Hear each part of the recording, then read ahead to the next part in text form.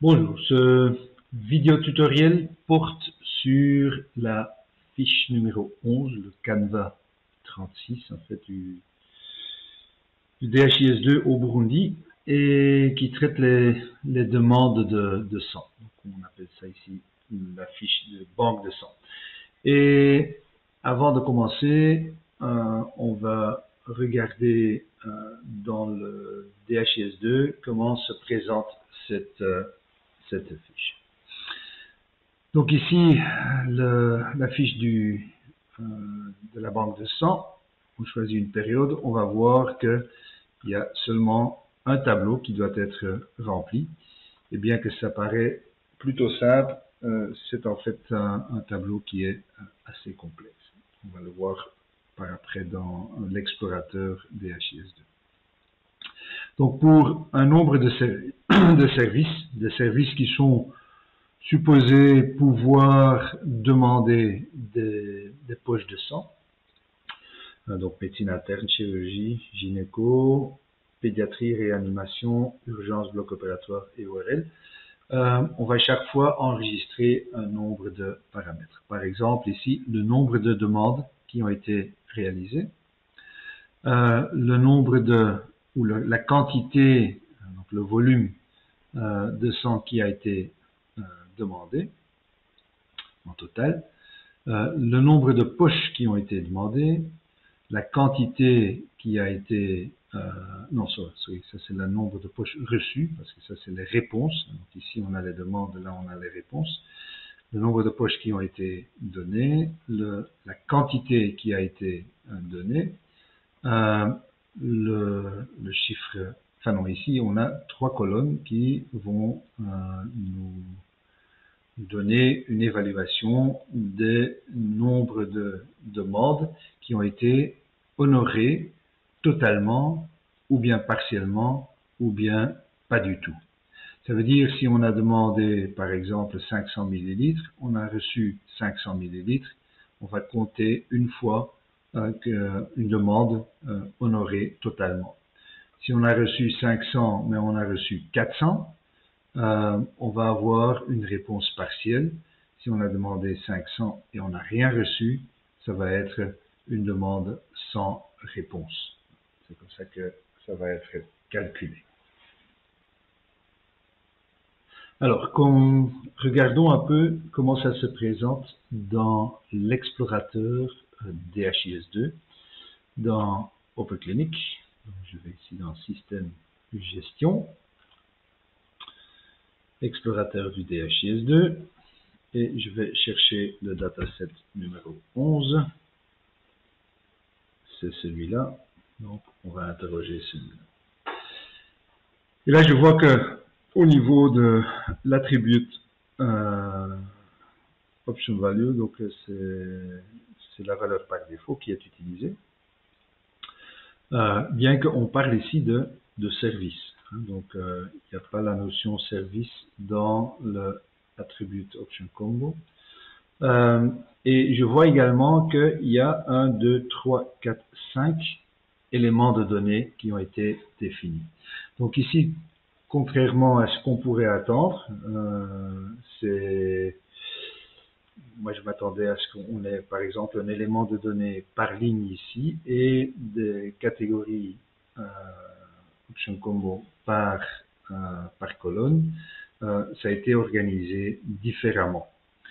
Et j'ai un premier élément qui est le nombre de demandes de sang par réponse et service. En réalité, ça regroupe les trois dernières colonnes ici, donc total, partiel et aucune. Et donc, chaque champ ici, qui va apparaître ici, va avoir un identifiant différent. Donc, ce sera en fait chaque fois le nom de la colonne combiné avec, par exemple, ici, le service médecine interne. Ce sera un identifiant, ça ce sera un identifiant, celui-là sera un identifiant. Et donc, il y a un seul category option combo qui va couvrir le contenu total de ces trois colonnes. Quand on va regarder ici dans le contenu, donc ça c'est réponse et service de sang.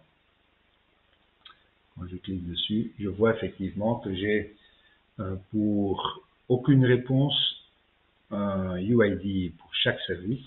Pour réponse partielle, j'ai également un ID différent pour chaque service. Et pour réponse totale, j'ai un ID pour chaque service. Et donc ça c'est un seul élément de données. Donc ici, ça c'est un élément de données, mais avec pour chaque case un category option différent. Alors on a un deuxième qui est le nombre de demandes de 100 par service. Et donc là, c'est en fait la colonne ici. Et donc ici, le data element, c'est en fait la colonne.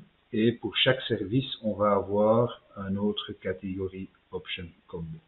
Là, je vois qu'on a utilisé ici les services banque de sang comme catégorie option combo. Quand je clique là-dedans, je vais voir qu'il y a un identifiant pour chaque service. Donc là aussi, c'est un peu la politique inversée. Au lieu de prendre les data elements pour les lignes et les catégories options pour les colonnes, on a inversé, ce qui n'est pas grave évidemment. Voilà. Et donc, le nombre ici, ça c'est un data element, ça c'est les catégories options. Ce sera la même chose pour par exemple voilà, la quantité de sang qui a été demandée par service. C'est la deuxième colonne ici, et avec le même catégorie option combo. Donc on voit ici que l'identifiant est chaque fois le même. Puis on a le nombre de poches de sang qui ont été reçues. Ça c'est cette colonne ici. Et puis également la quantité de sang qui a été reçue, et ça c'est cette colonne-là. Et ça on avait déjà couvert. Alors, on va regarder comment on a construit ça dans le script OCML. Et pour cela, on va aller sur le site Moodle. Et sur le site Moodle, en bas de la page, nouveau, pour la fiche 11, vous allez pouvoir télécharger le fichier OCML. Quand vous cliquez là-dessus, ça va télécharger le fichier. Vous pouvez l'ouvrir. Et vous allez avoir ici le contenu de la fiche 11. Et en fait, on va avoir, ça a été conçu que pour chaque service, et donc chaque service, dans notre cas, ça veut dire dans le Canva ici, chaque ligne, on a construit différents datasets. On a construit un dataset qui va reprendre les 4 premières colonnes, donc le nombre de demandes, la quantité demandée, le nombre de poches reçues, la quantité reçue, et puis pour chaque colonne ici, on a encore un dataset séparé pour chaque service qui va calculer le nombre de demandes qui ont été honorées totalement, qui ont été honorées partiellement ou pour lesquelles il n'y a aucune réponse. Ok, on regarde encore le script. Alors, le premier dataset ici va aller chercher, donc c'est un dataset type item, va chercher les items qui se trouvent dans les transactions de type CNTS Blood Request. Et donc là, il va prendre toutes ces transactions pour la période qui a été analysée. Et donc, ce transaction type correspondra en OpenClinic à une page ou à un formulaire qu'on va trouver par exemple dans le service de la chirurgie. Je vais ouvrir ici, dans chirurgie, et j'ai ici une page qui s'appelle demande de sang. Quand je clique ici sur nouveau, je vais avoir cette page, et donc ça c'est la page qui correspond au transaction type qu'on avait. Voilà.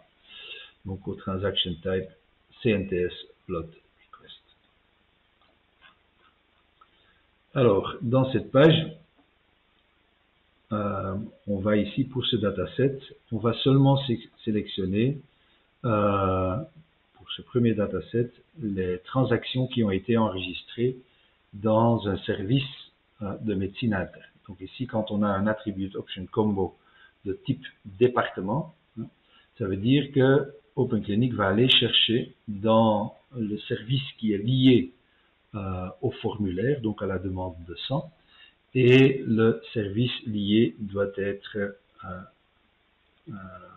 lié au code DHIS2 INT, donc médecine interne. Donc ce seront tous les services de médecine interne qui ont été liés à un code DHIS2 médecine interne.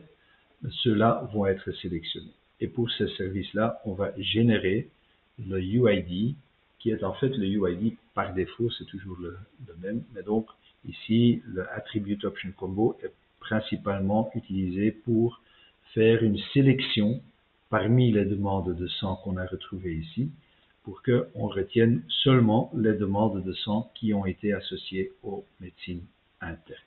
Et ça génère ce code. Pour le Category Option Combo, on va en fait choisir ici le code qui va avec le service de médecine interne. Je retourne encore dans mon explorateur ici, pour qu'on voit bien. Voilà, la fiche 11. Et donc, je sais que pour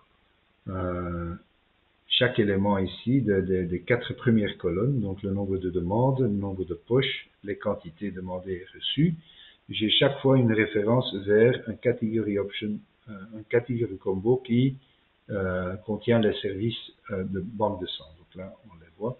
Et donc ici, le service de médecine interne, c'est ce code-là, donc EWP, et ça se termine par 949. Quand je vais regarder dans mon script, je vois que c'est effectivement celui-là qui est retenu ici, donc le EWP, et ça se termine également avec 949. Et donc, on va avoir les 4 valeurs qui vont être associées à cette valeur Category Option Combo. Alors, quelles sont les valeurs qu'on va rechercher? D'abord, on va avoir un item qui contient le nombre de poches demandées. Un deuxième, c'est le volume demandé. Et puis, on a le nombre de poches ici, reçues, et le volume qui a été reçu. Donc ça, c'est les items que nous allons rechercher. Et qu'est-ce qu'on va envoyer vers le DHIS2? Donc le résultat qu'on va envoyer, c'est pas un simple compteur. On dit ici que pour la sortie, donc ça ici, le item type, c'est le item qui est sélectionné, donc qui est retiré de la transaction CNTS Blood Request. Alors, si je ne spécifie rien d'autre, le système OpenClinic va simplement compter le nombre de items qu'on a et va utiliser ça comme résultat. Et ici, on dit non, on veut avoir une autre sortie, pas un simple compteur. On va en fait utiliser un output UID, donc ça veut dire que je vais utiliser un item pour générer. Je vais sélectionner un item pour générer ma valeur de sortie. Et le item ID, c'est ici, dans ce cas-ci, le nombre de poches qui ont été demandées. Et qu'est-ce que je vais sortir avec ça? Donc le output type ici, c'est le transaction item value. Donc je vais sortir comme valeur la valeur de cet item. Donc c'est le nombre de poches de sang. Si j'ai mis 2 là-dedans, il va sortir 2. Si j'ai mis 5 là-dedans, il va sortir ici 5. Et donc ça c'est le transaction item value. Ça c'est le type de output et la valeur que je vais sortir, parce que je peux sortir carrément cette valeur, mais je peux également faire un calcul là-dessus. Ici, je ne vais pas faire de calcul dessus, je veux simplement avoir la valeur comme sortie. Et je vais chaque fois sortir la valeur avec un UID qui correspond à la colonne que je veux générer. Donc le nombre de poches demandées, la quantité en millilitres demandée, le nombre de poches reçues ou bien la quantité en millilitres reçus. Alors, ce sera de même pour les autres paramètres. Ici, pour le volume, je vais en fait sortir une information qui vient de cet item volume. Je veux travailler avec le transaction item value, donc avec la valeur de cet item. Et de cette valeur, je veux sortir carrément la valeur brute. Je ne fais pas d'autres calculs là-dessus. Et j'utilise ici le UID de cette quantité. Donc les 4 UID que j'ai ici, ce sont en fait les UID qui correspondent à ces 4 colonnes. Donc ce sont les 4 colonnes que je vois ici. Ça veut dire que les UID vont revenir pour la médecine interne. Je vais avoir les mêmes UID pour la chirurgie, la gynéco, mais chaque fois associé à une autre valeur de catégorie option combo selon le service que j'ai sélectionné ici. Ça pour les 4 premières valeurs. Alors j'ai encore 3 colonnes qui restent dans mon formulaire. C'est la colonne totale, partielle et occulte. Et donc là, on va chaque fois faire un calcul. Et donc ici, c'est particulier. Donc c'est dans ce dataset qu'on va utiliser un nombre de fonctionnalités pour la première fois. Le premier dataset que je vais générer ici, enfin c'est le deuxième, donc pour la première colonne des 3 colonnes à ajouter, je vais de nouveau aller chercher dans les items. Je vais de nouveau simplement prendre les items qui font partie des demandes de sang et je me limite, comme avant, au service de médecine interne. Donc je vais utiliser ça. Dans ce cas-ci, je vais utiliser comme catégorie option combo le UID qui a été associé par le DHIS2 à cette colonne ici, donc total pour médecine interne.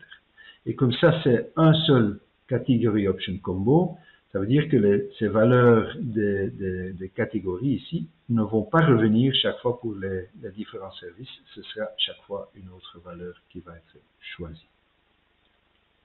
Donc j'ai pris la valeur correcte ici, donc je peux aller vérifier. Quand je vais prendre cette valeur du catégorie option combo, je peux aller voir dans mon formulaire et ça devrait être ici dans les réponses et services de sang. Je vais choisir ça et quand je vais chercher la valeur que j'ai choisie, c'est en fait la valeur pour la réponse totale médecine interne. Donc c'est effectivement cette première colonne ici, la réponse totale pour la médecine interne. Donc j'ai pris le bon UI. Comment je vais obtenir ce résultat? Donc savoir combien de demandes de poche ou de demandes de sang plutôt ont été complètement honorées. Alors mon data element ici, ça va être basé sur le volume qui a été demandé. Donc je vais prendre ici chaque fois le volume qui a été demandé. Alors, pour la sortie, je vais utiliser également ce volume. Donc, je vais prendre la valeur de ce volume. Mais pour le type de output, je vais prendre la valeur de ça. Mais je ne vais pas simplement sortir cette valeur. Je vais en fait comparer le contenu de cette valeur avec un autre item. Donc on a ici, c'est la première fois qu'on a cet attribut, on a un attribut qui s'appelle compare to item. Et donc dans un opérateur compare to item, j'ai deux parties. J'ai une première partie qui va signifier, qui va définir le comparateur. Et donc ici, le comparateur s'appelle equals. Ça veut dire que la valeur que j'ai ici dans mon requested volume doit être égal à ce qui va suivre. Et ce qui va suivre ici, c'est en fait la valeur du received volume. Donc j'ai ici la comparaison que je fais, ça doit être égal au contenu de received volume. Et en fait, ce qu'on a défini ici comme transaction item value, c'est quelque chose qui est valable aussi bien pour l'item d'origine que pour l'item avec lequel on va comparer. C'est clair qu'on va comparer chaque fois la valeur avec la valeur, ou bien on pourrait comparer le type ou l'ID avec le type ou l'ID de la destination. On ne va pas comparer l'ID avec une valeur, par exemple. Donc là, output type est toujours celui de l'item d'origine et celui de destination. Et donc, si mon volume demandé va être égal au volume reçu, je vais en fait utiliser ici un compteur. Parce que contrairement à ce qu'on avait ici, on avait ici output value. On a dit, voilà, on doit sortir la valeur de l'item que j'avais. Donc ici, c'était le requested volume. Si j'aurais utilisé également comme output value, output item value, ça veut dire qu'il va sortir le volume. Par exemple, 500 pour 500 millilitres. Je ne veux pas avoir ça. Je n'ai pas spécifié ici le output value. Ça veut dire que par défaut, ça va être un compteur. Et donc, il va simplement, dans cette ligne ici, compter le nombre de items pour lesquels le volume demandé était égal au volume reçu. Et donc, c'est un simple compteur ici. Et le UID que je vais utiliser ici, c'est en fait l'ID pour les demandes totalement honorées.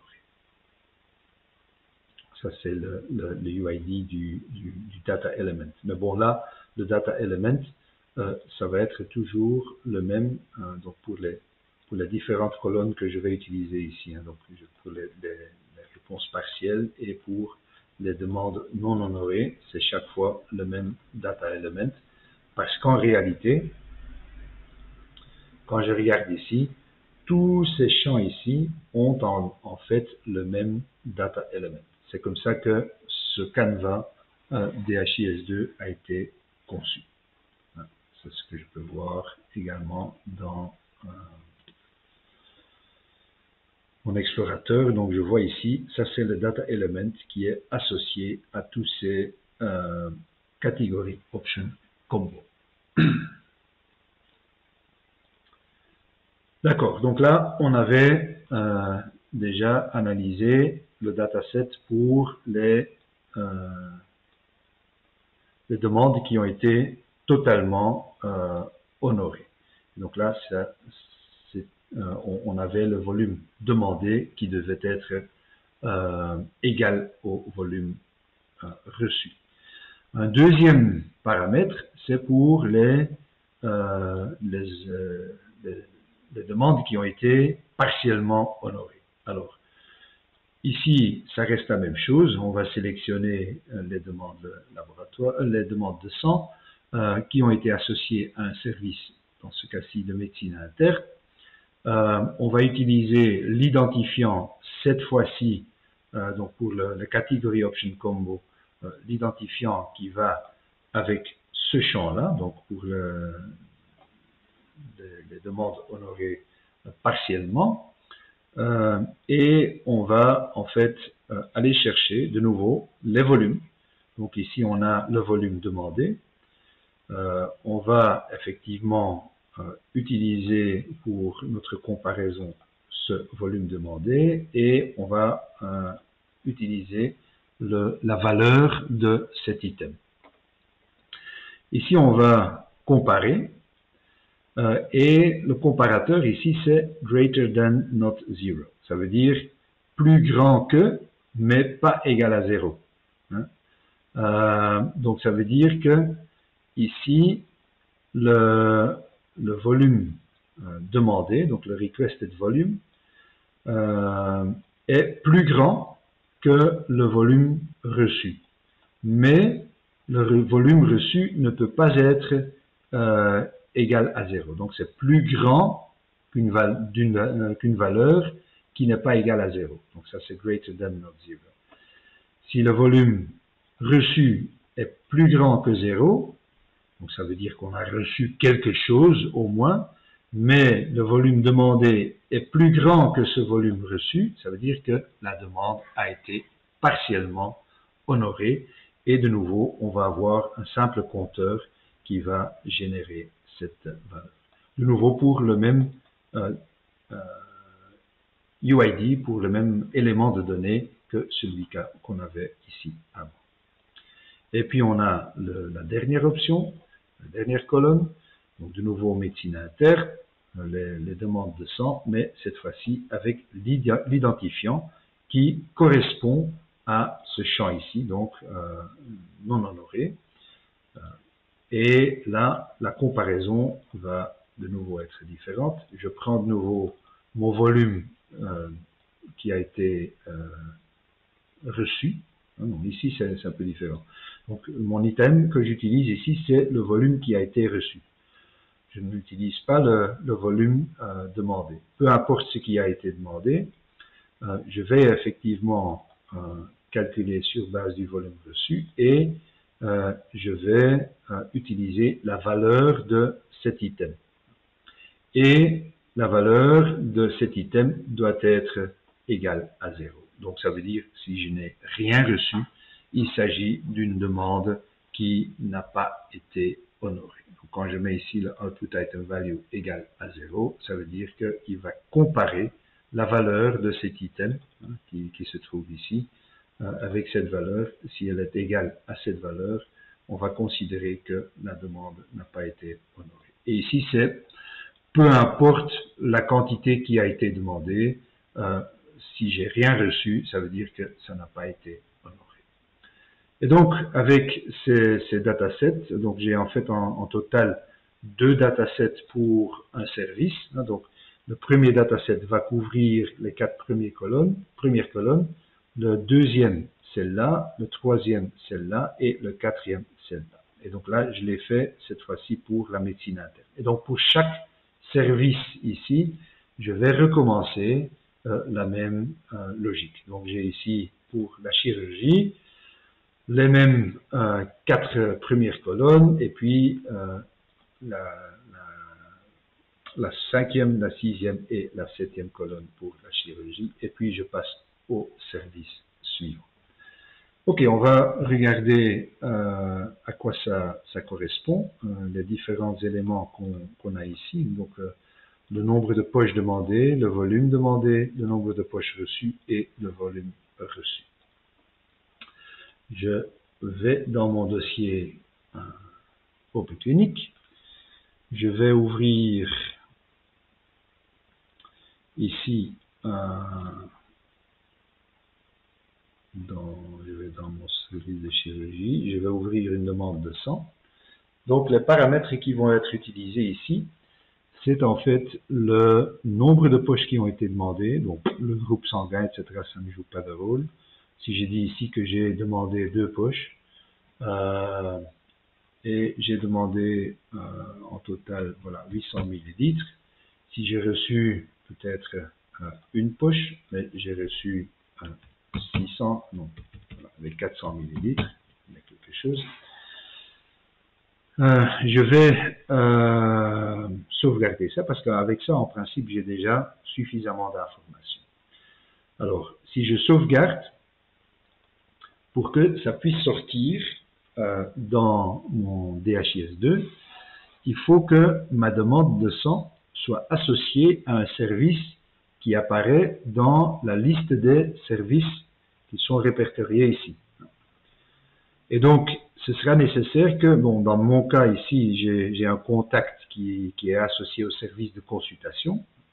Donc, si je vais avoir ma demande de sang associée à ce service, il faut que ce service soit associé à un des services DHIS2. Et donc, je vais regarder ici dans gestion des services.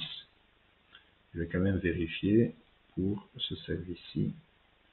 Je vais voir dans service clinique, j'ai le service de consultation, modifié. Et là, je vois que effectivement mon code DHIS2 pour ce service de consultation, il est associé à la médecine interne. Ça pourrait être un autre service ici, mais au moins, il faudra choisir dans la liste un service qui est un des services qui peuvent faire des demandes de sang. Sinon, ça ne va pas être rapporté dans le DHIS2. Donc ça, c'est une première contrainte. Alors, je vais faire un test. Je vais aller regarder dans mes statistiques. Ah non, d'abord, je dois encore vérifier, ça c'est important aussi, que dans la gestion du DHIS2, j'ai bien associé mon nouveau formulaire, le test 11.xml, à mon interface DHIS2. Okay. Donc ça c'est bon dans mon cas. Dans statistiques alors, je vais aller dans le rapport DHIS2. Je vais sélectionner ici la banque de sang et je prends le mois de juin parce que j'ai enregistré dans le mois de juin. Et je vais exécuter. Et je vois que pour le mois de juin, j'ai 2 poches demandées, une poche reçue, 800 ml demandées, 400 ml reçus. Et donc, ça calcule que ici, la quantité n'est pas 0, mais elle est inférieure à ce qui a été demandé. Donc, c'est une demande partiellement honorée. Alors, pour pouvoir envoyer ces données, je vais vouloir envoyer les données ou enregistrer les données pour le mois de mai, hein, parce que je ne sais pas envoyer quelque chose dans le serveur DHIS2 pour le mois de juin. Alors, comment je peux faire? Là, il faut faire attention à 2 choses. Je vais voir ici dans l'historique de mes contacts, hein, donc si j'ai un contact au mois de mai, j'en ai un ici, hein, donc qui commence le 6 mai et qui se termine le 6 mai. Donc si je vais associer une demande à ce contact-là, il faut que cette demande tombe entre la date de début et la date de fin. J'ai pas trop de choix ici, donc ma demande va devoir être datée le 6 mai. Donc je vais faire ça. Je vais aller ici sur ma demande de sang. Je vais dire que la date c'est le 6 mai. Et ce que je dois également faire, c'est ici dans le titre ici avec le service, je vais devoir associer la demande à la consultation ou au contact du passé. Donc c'est le contact du 6 mai ici. Donc je dois faire ces 2 éléments et puis je peux sauvegarder ma demande de sang. Et avec ça, ma demande de sang va se trouver dans le passé, donc la date du 6 mai, elle est là, avec les bonnes données. Et donc avec ça, je vais pouvoir tester également un enregistrement dans le passé. Donc je vais dans statistiques, je vais aller dans le rapport DHIS2 pour le mois de mai, je coche ici et il me sort effectivement mes données pour le mois de mai. Alors, ajoutons encore une deuxième demande. Donc là, je vais dire ici, j'ajoute un nouveau document, je vais dans mon service de chirurgie et j'ajoute une nouvelle demande de sang. Je vais d'emblée la mettre, bon j'ai seulement un contact au mois de mai, donc je vais mettre également le 6 mai. Là j'aurai une poche pour 500 ml. J'ai reçu en fait une poche pour un volume de 500 ml. Donc là c'est honoré total. Je vais, oui, ici je dois choisir mon contact, le 6 mai, et puis je sauvegarde. Alors, quand je regarde maintenant dans mon DHIS2 ou dans l'extraction DHIS2 pour le mois de mai, je vais voir que j'ai maintenant 3 poches demandées en total, 2 reçues, un volume demandé de 1300 ml, quantité reçue de 900 ml, mais donc avec une demande totalement honorée et une demande partiellement honorée. Donc le système fonctionne. Et finalement, je vais encore faire un petit test. Donc ici pour ma banque de sang, je vais faire un petit test pour envoyer cette fois-ci mes données vers le serveur DHIS2. On va exécuter. Et donc là, il a envoyé quelques informations. Voilà, c'est fini. Et je vais rafraîchir ici mon écran. Ah oui, je dois me reloguer. Je vais aller dans Data Entry. Et je vais sélectionner ici la banque de sang. Et pour la période du mois de mai. Et là, je vois que mes informations apparaissent correctement dans mon Canva. Et voilà. Vous pouvez faire des tests avec ça. Étudiez bien le script parce que ici, il s'agit quand même d'un Canva qui est configuré ou créé d'une façon un peu spéciale et donc on ne peut pas utiliser un script très simple pour pouvoir faire ce genre d'extraction.